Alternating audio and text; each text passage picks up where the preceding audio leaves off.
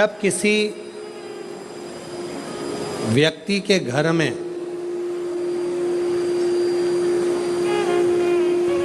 एक बेटी का जन्म होता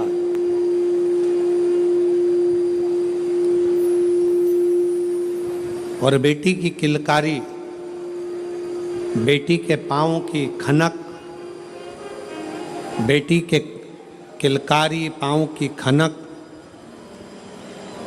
बेटी के चरण जब किसी के घर के अंदर आते हैं और यदि शिव कृपा से, भगवान की करुणा से, भगवान की दया से माता पिता उस बेटी की परवरिश कर कर उसका कन्यादान अगर कर देते हैं तो उस माता पिता का भी अगला जन्म नहीं होता, वो इस जन्म और मृत्यु के प्रपंच से छूट जाए। अब इससे सरल क्या हो सकता है, जरा विचार करिएगा जरा। बहुत सावधानी से इस कथा का स्मरण करिएगा, बहुत ध्यान से सुनिएगा कि बड़े बड़े तपस्वी तप करने जा रहे हैं, साधना वाले साधना करने जा रहे हैं, उपासना वाले उपासना करने जा रहे हैं, व्रत वालों ने व्रत रखा, साधना वालों ने साधना करी, तपस्या वालों ने तपस्या करी, और कंदराओं में बैठकर कोई संत बन गया, कोई साधु बन गया, कोई तपस्वी बन गया, कोई साधक बन गया, कोई उपासक बन गया। किस लिए? कि हम जन्म और मरण के प्रपंच से छूट जाएं।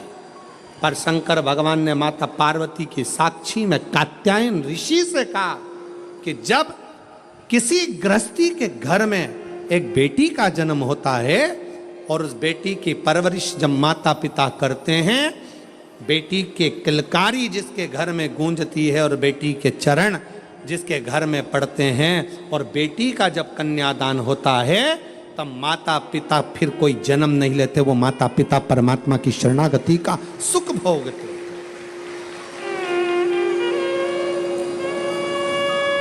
अब इसमें सबसे ज्यादा जरूरी चीज कौन सी है?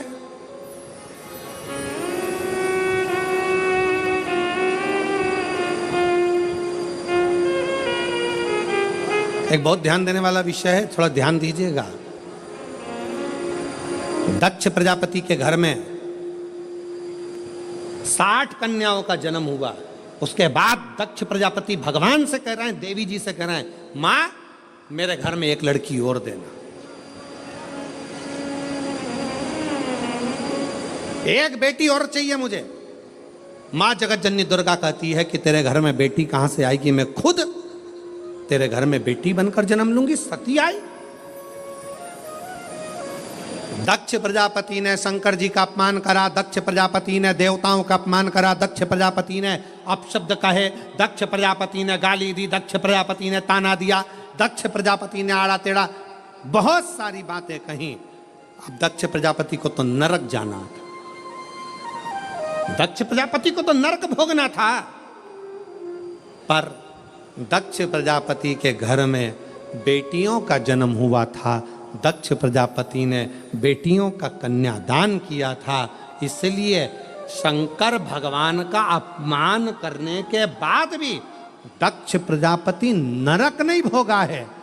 दक्ष प्रजापति मरण, शीश कटने के बाद बकरे का मुख लग गया और बकरे का मुख लगने के बाद भी स्वर्ग भोगा है, वो दक्ष प्रजापति है, क्योंकि बेटी का जन्म ही प्रबल है।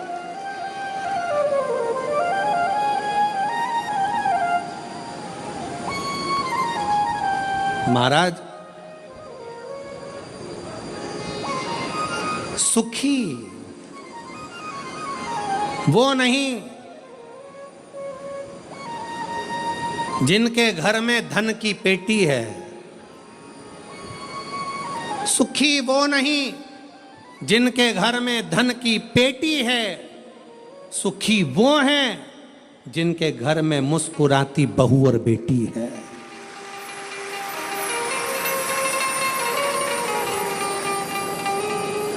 जिनके घर की बहुओं के चेहरे पर प्रसन्नता हो, जिनके घर की बेटियों के चेहरे पर मुस्कुराहट हो, समझ लेना कि उस घर में भले धन ना हो पर वो शंकर की कृपा उसके घर में सदा बनी हुई है।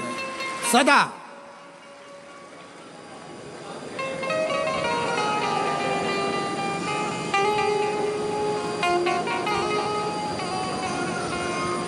नवरात्रे चल रहे हैं, माँ जगत जननी जगदम्बा से प्रार्थना करा करो कि तू मेरे घर में एक बार जरूर आना। माँ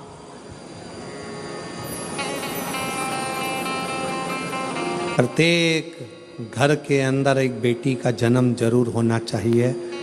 माँ और बाप को दूसरा जन्म नहीं लेना पड़ेगा, वो भगवान शंकर के धाम में खूब आनंद के साथ कैलाश पर बैकुंठ में स्वर्ग के सिंहासन पर बैठेगा।